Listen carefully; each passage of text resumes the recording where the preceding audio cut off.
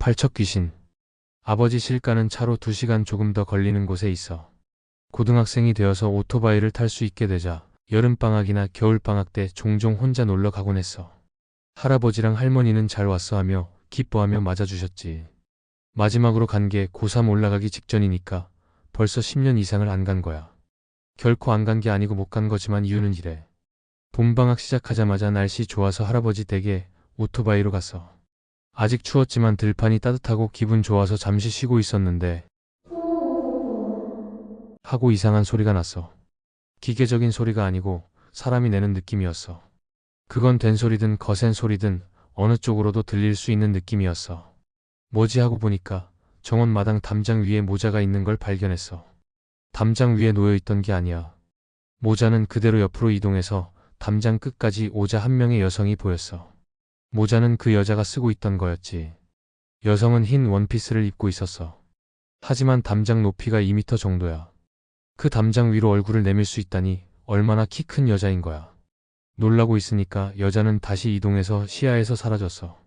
모자도 사라졌고 어느샌가 포포포 소리도 사라졌어.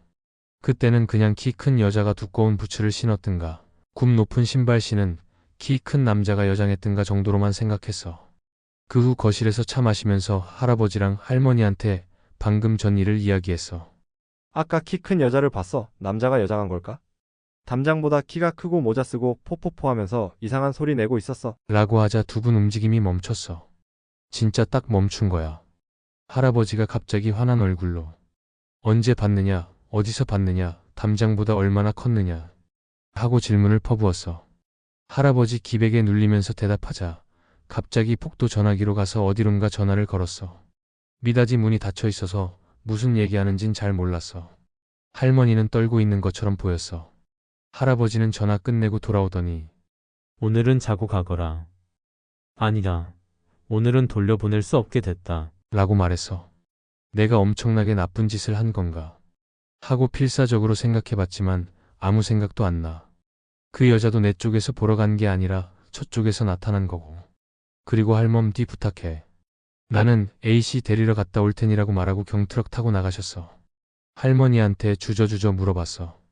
팔척님 마음에 든 모양이다. 할아버지가 어떻게든 해주실 거야. 걱정 안 해도 된다. 하고 떨리는 목소리로 말했어. 할머니는 할아버지 돌아올 때까지 드문드문 이야기해 주셨지. 주변에는 팔척님이라는 게 있어. 팔척님은 커다란 여자의 모습이야. 팔척 정도 키가 있고 포포포포 하고 이상한 웃음소리를 내. 사람마다 상복 입은 젊은 여자, 화복에 높아, 평상복 차림 중년 등 다르게 보이지만 여성의 묘하게 키 크고 머리에 뭔가 올리고 있다는 것과 기분 나쁜 웃음소리는 공통이야. 옛날엔 여행자에게 붙어왔다고 하지만 정확하진 않아. 지금 이 지역 지장에 의해 봉인되어 있어. 외부로 나가지 못하고 있지. 팔척님 마음에 들어버리면 수일 안에 잡혀 죽어. 마지막 피해는 15년 전이야. 지장에 의해 봉인된 건데 팔척님이 이동 가능한 길이 정해져 있어. 마을 경계에 지장을 세워 이동을 막았대. 동서남북해서 경계가 4군데 있어. 옛날 사람들은 피해가 수년 십수년에 한 번이니까 주변 마을과 협정만 잘하면 됐다 생각했대. 난 처음에는 전혀 실감이 안 났어. 그런데 할아버지가 A씨라는 노파를 데리고 돌아왔어. 큰일 났구만. 지금은 이걸 갖고 있게. 하고 부적을 주더라. 할아버지랑 2층에 올라가서 뭔가를 하고 있었어. 할머니는 나한테서 안 떨어지셨어. 화장실 갈 때도 따라오고 문도 못 닫게 하셨지. 이때 처음으로 뭔가 큰일이 났다고 생각했어. 조금 지나 2층 방에 들어갔어. 창문은 전부 신문지로 막고 부적 붙이고 4개의 귀퉁이에 소금이 쌓여 있었어. 나무 상자 모양 물건 위에 작은 불상이 놓여 있고 요강 2개가 있었어. 곧해 저문다. 내일 아침까지 여기서 나오지 말 거라. 나랑 할멈은 아무 말도 안 할 거니까 7시 되면 스스로 나오거라. 집에는 연락해두마. 반드시 지켜야 한다. 부적 몸에서 떼지 말고 무슨 일이 있으면 부처님께 부탁하거라. A씨도 당부했어. TV를 켜도 되지만 집중도 안 되고 기분 전환도 안 되더라. 주먹밥이나 과자를 먹을 기분도 안 되고 이불을 뒤집어 쓰고 떨고 있었어. 어느새 잠들었는지 눈 뜨니 오전 1시쯤이었어. 누군가 창문을 콩콩 두드리는 소리가 들렸어. 돌소리도 아니고 마치 손으로 두드리는 듯한 소리였어. 바람 때문에 나는 소리라고 생각하려 했지만 너무 무섭더라. 그때 할아버지 목소리가 들렸어. 괜찮냐? 무서우면 안 해도 되니까 나오거라. 나는 문 쪽으로 가다가 멈췄어. 왜 그러냐? 이리 와도 돼. 목소리는 분명 할아버지였지만 나가면 안 된다는 말에 꾹 참고 있었어. 소금산 위쪽이 검게 변색된 걸 보고 불상 앞에 앉아서 부적을 꼭 쥐고 살려주세요 하고 빌었지.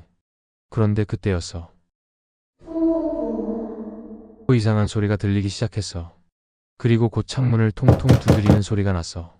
할아버지는 키가 그렇게 크지 않은데 밑에서 손을 뻗어서 창문을 두드리는 모습이 머릿속에 떠올라서 너무 무서웠어. 그래서 그냥 불상 앞에 엎드려서 계속 빌었지. 아침이 되고 TV를 켜보니까 7시 30분이더라. 창문 두드림도 목소리도 사라졌어. 그 대신 소금산이 더 까맣게 변해 있었어. 시계를 한 번 더 보고 조심스레 문을 열었어. 그랬더니 걱정스러운 얼굴에 할머니랑 A씨가 서 있었어. 할머니는 나를 보더니 다행이다 하면서 눈물을 흘리셨어. 아래로 내려가니까 아버지도 와 계셨어. 밖에서는 할아버지가 빨리 차에 타라며 재촉하셨어. 승합차가 마당에 준비돼 있었고 어떤 남자들이 이미 타고 있었어. 9인승 승합차였는데 중앙 조수석에 A씨가 앉고 나머지 남자들이 나를 8방향으로 둘러쌌어. 한 아저씨가 눈 감고 아래만 봐. 우리한텐 안 보이지만 너한텐 보일 수도 있어. 절대 눈 뜨면 안 된다라고 말했어. 할아버지는 경트럭을 타고 선두로 갔고 그 뒤에 승합차, 맨 뒤엔 아버지 차가 따라갔어. 속도는 시속 20km 정도였어. A씨가 지금이 힘낼 때야 하더니 연부를 외우기 시작했어. 나는 부적을 꼭 쥐고 눈을 감았어. 그런데 실눈을 살짝 떴다가 봐버렸어. 하얀 원피스를 입은 여자가 차를 따라오고 있었어. 머리는 안 보였고 나는 더는 보지 않으려고 고개를 숙였어. 힉 하고 숨이 튀어나왔는데 옆에서 보지마 하고 거친 목소리가 들렸어. 나는 눈을 꼭 감고 부적을 더 세게 쥐었어. 그때 창문에서 콩, 콩, 콩 두드리는 소리가 들렸어. 주위 남자들이 뭔지 모르는 소리로 낮게 중얼거렸어. A씨는 연부를 이어갔지만 점점 힘이 빠져 보였어. 그러다 어느 순간 소리도 목소리도 다 끊겼어. A씨가 한숨을 쉬면서 잘 빠져나왔다고 말했어. 남자들도 다행이다 하더라. 길이 조금 넓어지자 아버지 차로 옮겨 탔어. A씨가 부적 보여줘 해서 내밀었더니 부적이 검게 변해 있었어. A씨가 새 부적을 하나 더 주더라. 그렇게 아버지랑 집으로 돌아왔어. 오토바이는 나중에 할아버지랑 근처 분이 가져다 줬대. 그날 밤 아버지가 말해줬어. 할아버지도 팔청님을 알고 있었다고. 어린 친구를 마음에 들어해서 목숨을 잃은 일이 있었다고 하더라. 그날 승합차에 탔던 남자들은 모두 할아버지 쪽 일가였대. 팔청님 눈을 속이려고 일부러 그렇게 구성한 거라고. 그리고 다시는 그곳에 가지 말라고 단단히 당부받았어. 집에 와서 할아버지한테 전화했어. 그날 밤 나한테 말 건 적 있냐고 물어봤거든. 근데 단호하게 아니라고 하셨어. 그 말을 듣는데 등골이 싸해졌어. 팔청님 피해자는 대부분 성인보단 젊은 사람이나 어린아이라고 했어. 특히 극도의 불안 상태에 빠진 사람이 가족 목소리를 들으면 안심하게 되는데 그걸 이용한다고 하더라. 그렇게 10수년이 지났고 이제는 거의 잊을만 했는데 얼마 전 할머니한테 전화가 왔어. 팔청님 봉인하던 지장이 누군가한테 부서졌대. 우리 집으로 통하는 길에 그게 있다고 하더라. 할아버지는 이미 2년 전에 돌아가셨고 장례식 때도 절대 오지 말라고 하셨었거든. 지금 와서 보면 미신 같기도 한데 요즘 가끔 그 소리가 들리는 것 같아.